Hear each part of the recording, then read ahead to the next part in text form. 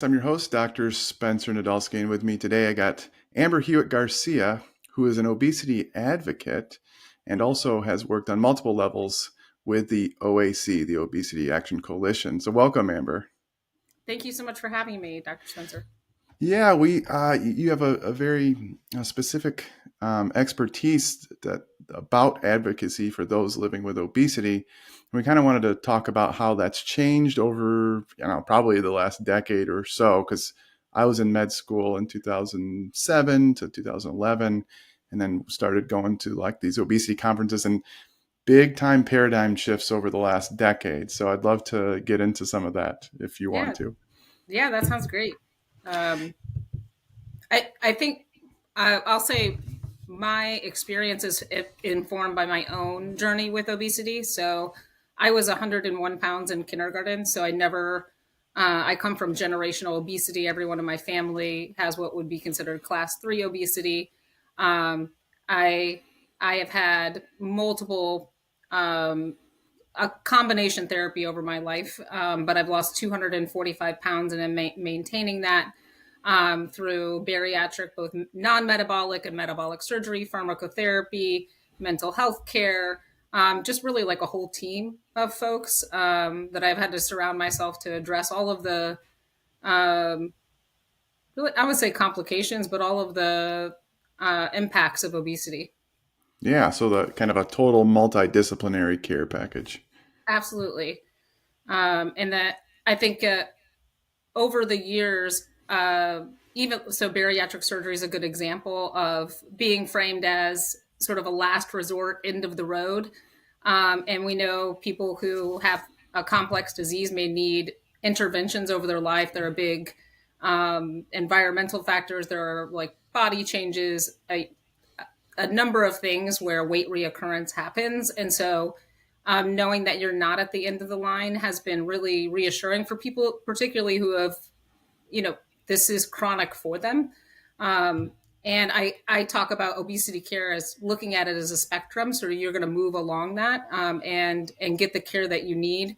And layering those things together is actually probably the most effective. No, the Obesity Action Coalition talks about being a high, we have high quality education and behavioral the decisions that you make, how much you move your body and what you put into it matter with any chronic disease that you're managing, but it is not all of it. And the data is becoming overwhelming that there are individuals who are responding to additional therapies, and we have to remove the stigma around that. So a lot of obesity care is actually fighting bias, both external and also the messages that people internalize too. You start to believe those things.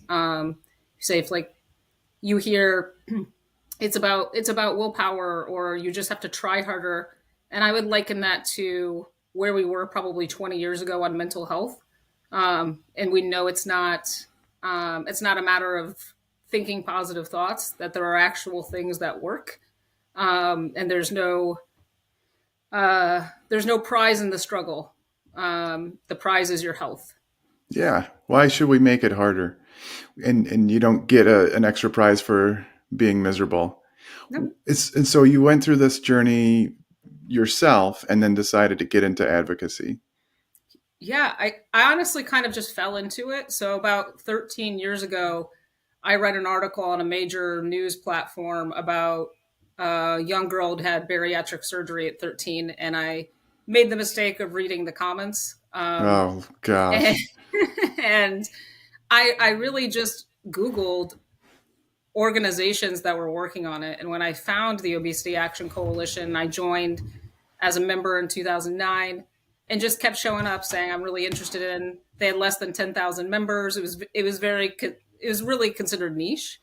Yeah. Um, and ended up joining the advisory board. A couple years later, they invited me to join the national board. I was on there for 9 years, led as chairwoman, helped lead our national convention for the first 3 years. Um, and now we have over 80,000 members and really are recognized as an authority when it comes to education advocacy and support.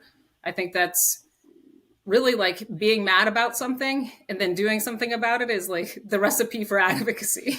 So Yeah. So what did you do? What are the specific things? so the so we're working on something. We do a lot of state level advocacy. So I use this example a lot. I live in Tennessee, and a little over 10 years ago, it was still there was a private insurance requirement for IQ testing for bariatric surgery, and you say that now, and that sounds insane. Yeah. Um, and it with you know advocacy from the OAC that sort of quietly went away overnight. We see lots of expansions of state employees being able to access pharmacotherapy, in particular bariatric surgery. We've seen about 75% of the country has access to bariatric surgery now in terms of coverage. Pharmacotherapy is sort of all over the map.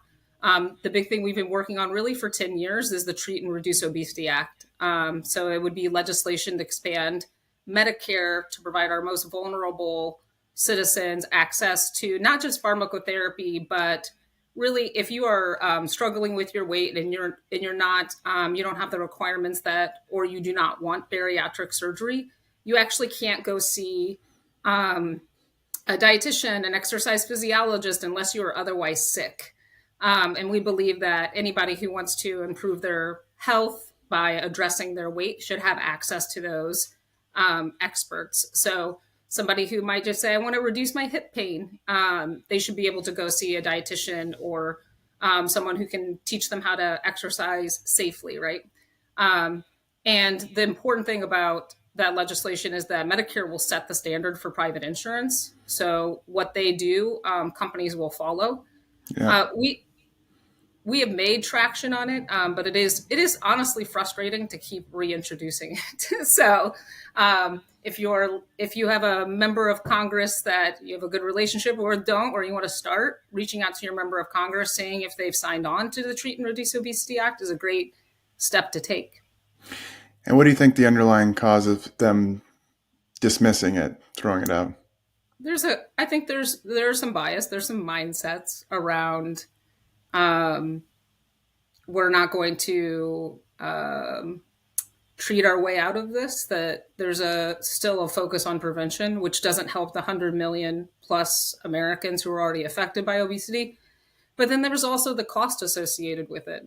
It does come with a price tag, and some of what they model, and this is really infuriating and sort of very U.S. centric, is that some of the costs are associated with people living longer and Mm-hmm. projecting that they'll be able to avoid or be able to manage other chronic diseases that are often where obesity is often the underlying condition. So you get your diabetes under control or high blood pressure or cholesterol when you improve your weight, and people stay alive longer.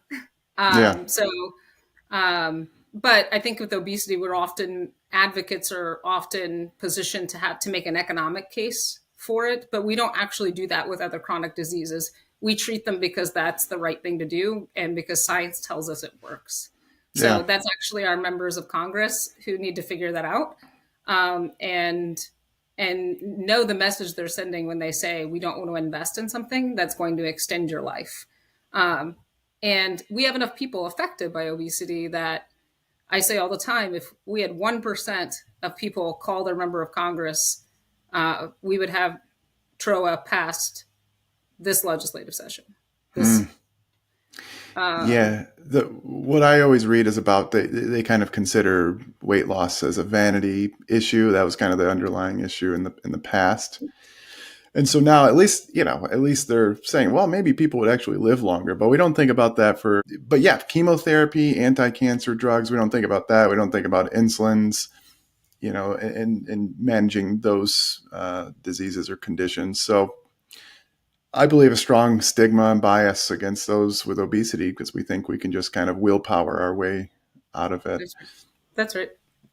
So Uh, what kind of things do you guys do? Do you guys go knock on their door and be like, hey, this IQ test is pretty stupid. What are you guys doing? How do you do that? I think what we've done well over the years is come from a place of assuming that it wasn't ill intentioned. I think you have to believe that, right? Like the science does change, and so I think our first approach is with kindness and trying to seek understanding and approach it with curiosity. The really mobilizing our membership has been the key to any changes. So we have members in every state, we have members in every congressional district in the country, and being able to call on them to tell stories. I'm working on in Tennessee. We're working to expand TennCare right now, which is a response to an obesity task force that they had. It was a recommendation that they had, and we're facing the same challenges of this is going to have a price tag that we don't know is comfortable. So I think our approach is to say, okay, what else could it look like? And there are a number of cost containment strategies.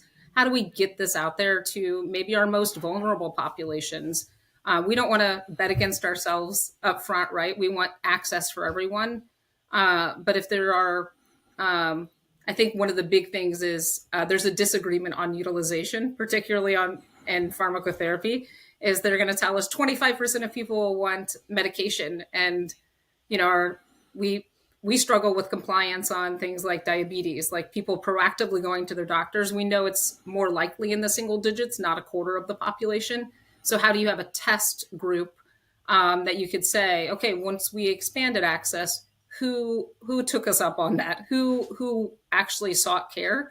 And what were the results of that? Like, how did it improve their health?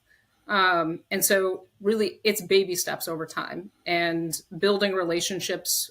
We see a lot of like health policy aides. I've met with people when I started meeting with people, I was younger, but they end up being chiefs of staff, right? So you never burn a bridge. You never come from a place of negativity or or assuming harm.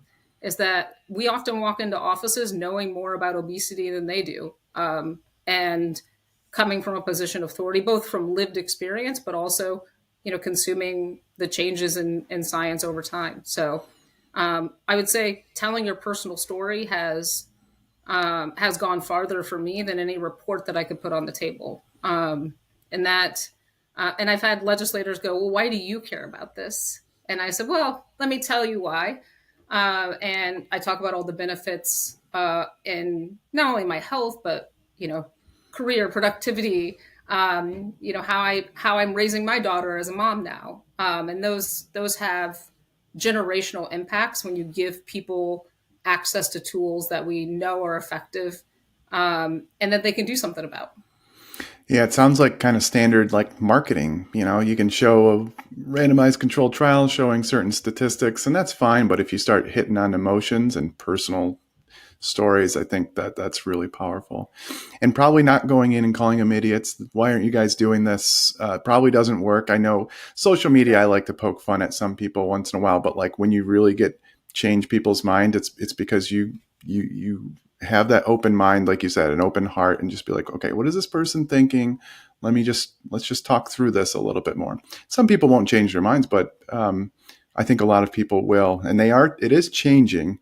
It's just taking a little bit. When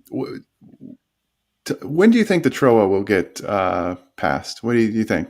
This year, 10 years? I would say my hope is always this year. I would say that every year, right? Mm-hmm. I think I was surprised by.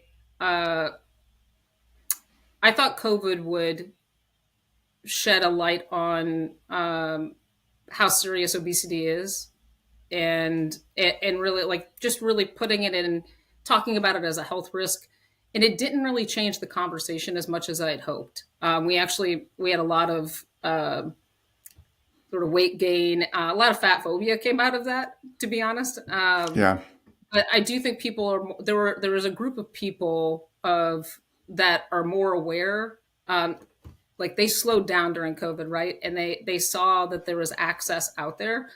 My hope is in the next 5 years. I think if we're being realistic about sort of what movements look like, I think we have to have that groundswell of people who are affected. And while we have 80,000 members, thinking about the population affected, that's still a drop in the bucket. And I'll plug that if you want to become an OAC member, you can go to obesityaction.org and it's free to sign up. So you'll get email resources, you'll have a community. We do in-person events. We're doing 5 regional events next year. So hopefully find one close to you. I think building that community and realizing that you actually have a lot of power. Our elected officials work for us, and you have to ask them what you need. And if you've benefited in particular from treatment, then it's a responsibility. Like I love to do it, and I see it as a calling. Yeah, I think you're right. 5 years sounds like a good, like ideally this year, but Always. I think 5 years, maybe at the latest 10 years.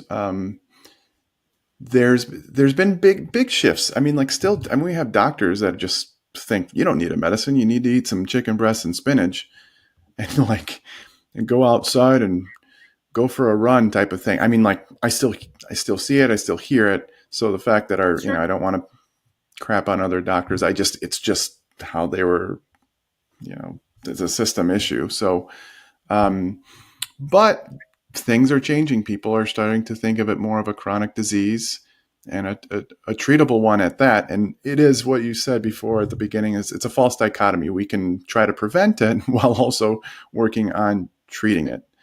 It's so ridiculous. We can do both. It's And, not and one I, or the other. that's right. That's exactly right. And I think the support that having a community of people who understand you is so important. I my one of my social media accounts is focused on obesity care, and I get strangers reach out to me, if not every day, at least weekly, just saying I don't know where to start or I'm feeling discouraged. Sometimes they're doing everything right and they just need somebody to say keep going.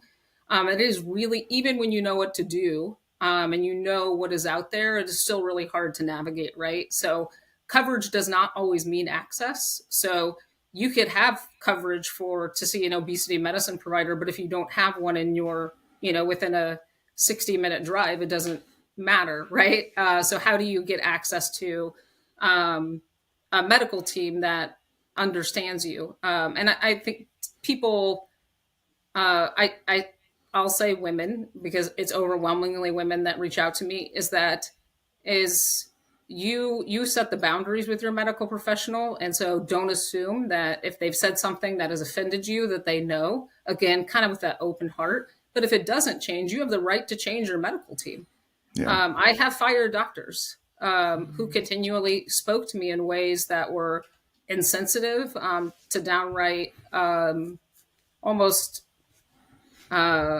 traumatic, I would say. Mm, And you move on. And I think people need a little bit of permission in that way because we have internalized it is our fault. I still deal with it. If my weight fluctuates 5 pounds, I have to actively um, combat negative self-talk. And it's hard not to say, okay, well, this means then I'll be almost 400 pounds again. right. I think that community of support, just somebody who understands what it's like to live in a body that really I've talked about the smaller my body became, the less invisible that I became, which is the more space that I took up, the more people ignored me. Mm, Um, and that's hard for people. A lot of your fears can get reaffirmed, but I think the just having somebody you can reach out to say like it's just a tough day or I've had a tough week, I've been traveling, whatever it is, find somebody who's outside of your medical team who just has a similar experience. yeah, I like that. It doesn't even have to be.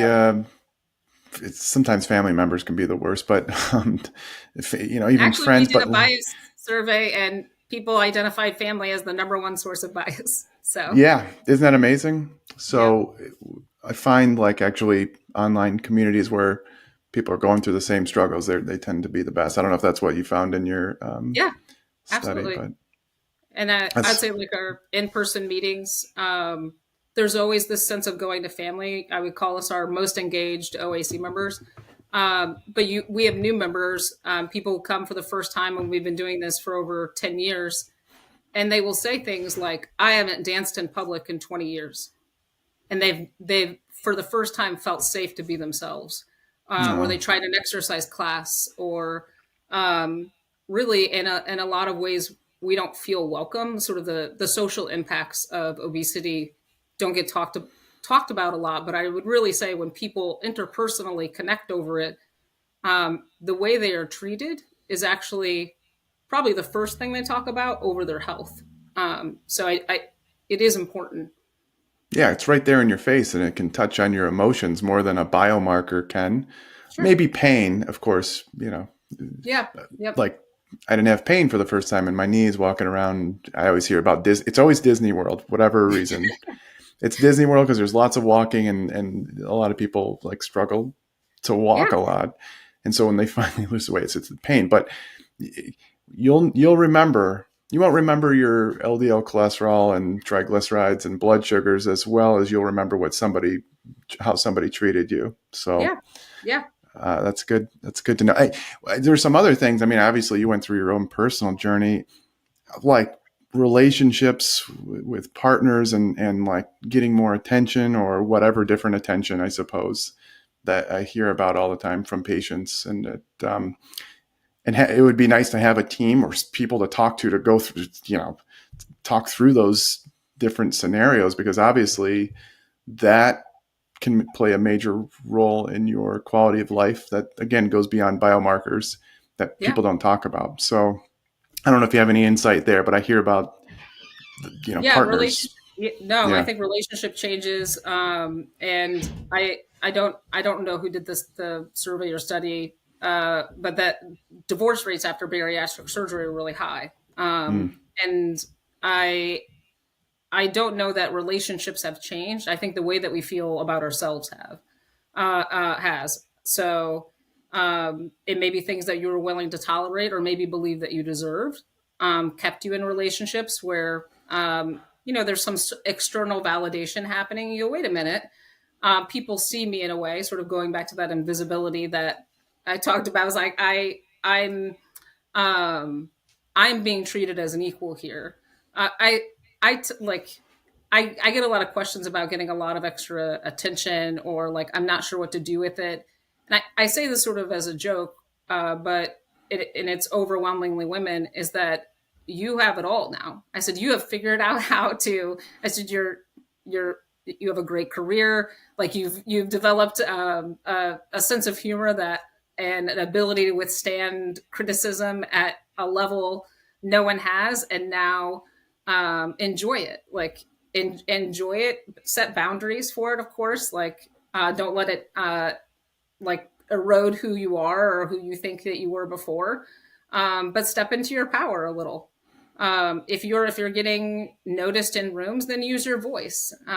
So I think that's the figure out what you really care about. That's a time to recalibrate and say, okay, now that people are listening and seeing me more, what do I want to accomplish? Like ask yourself that question and then lean into it. I Um, love it. that's like enjoy. Yeah. Like, so Feel your oats a little bit. mhm, that's Yeah. right. Well, yeah, it's been a great discussion. Anything else you want to add? I think everybody should go to the OAC and sign up, and then probably start knocking on the doors of your Congress people. But Yeah. anything else? Any other little nuggets? I would just say to anybody listening that you're not alone, that there is a community of support out there for you, and you may be the one that has to start that community, and that's okay. And that there is high quality education and support out there, and keep pressing on. That's we're really all in this together, and that the tide is changing. I love it. Thank you so much for coming on and chatting with me. Yeah, absolutely. Thank you so much for having me. Might have you on in the future. All right. Well, I will be